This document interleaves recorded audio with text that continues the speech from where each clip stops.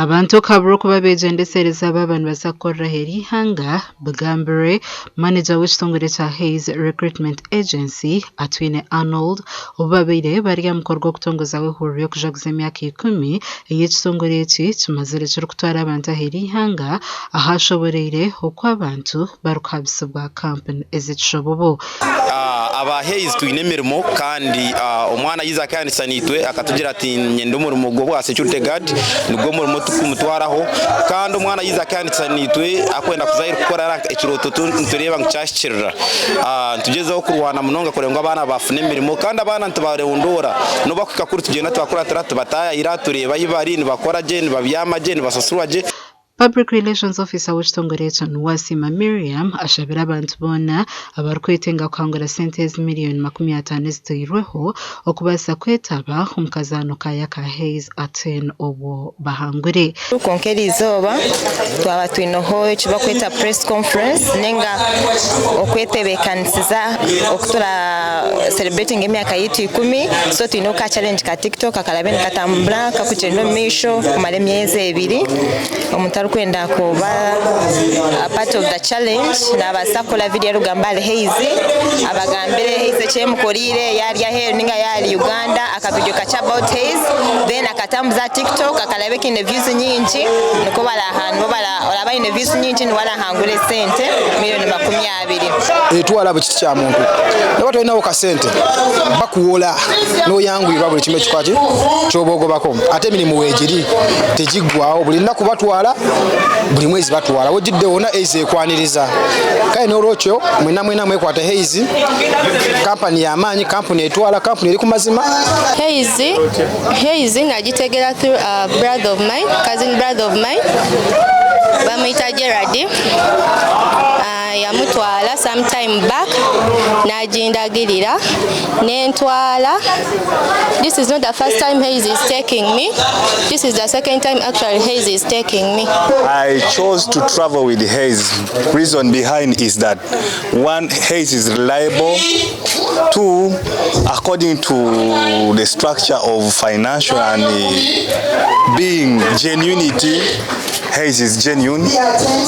So those are among the reasons which I chose to travel with Hayes. Ekitongole ekyo kujaguza emyaka 10 ibahereza omubuhereza ahabira 25 by'okwezi kwa mushanju omwaka ogu. Omugandi bwanyuma y'abashobozi abarukotya za gonja abarukutekanya ekiro abarukumanywa nka Tony Nyira hamwe n'abandi kwesharinga ab'emishoro y'ekishobobe yibabataireho buri izoba bakansara bashema municipality babagarukiremu ngo batarikwenda gushashura atahe ebyo nabigambira omukansa ya Muheru ey'enshuro 2026 bwashema municipality. I feel, Mr. Speaker, no way, we suspend that business. After suspending it, because to garner now, what they are supposed to do and what they are not supposed to do.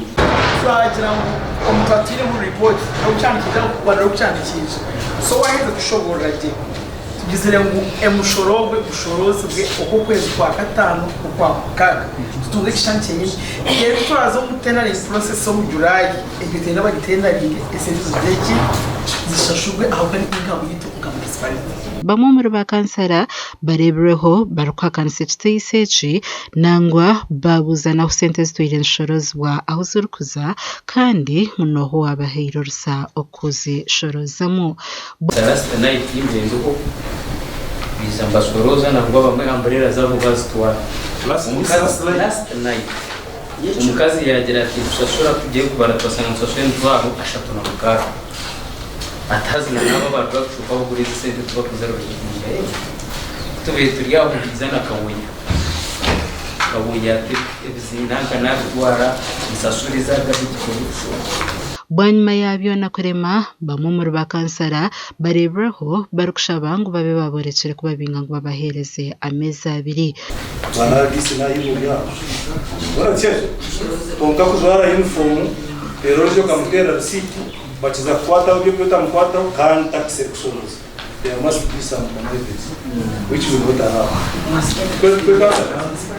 A directive from the president is always written. Like for instance, we have a directive from the president which says every government project must be launched and commissioned.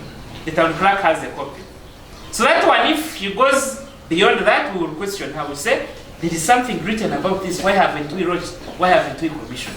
So I want to understand, if these people of the Chapatis did, there is a written directive to exempt them from directive. Or if the president was at the rally and he proposed it, that there should be exempted from the what? From the taxes.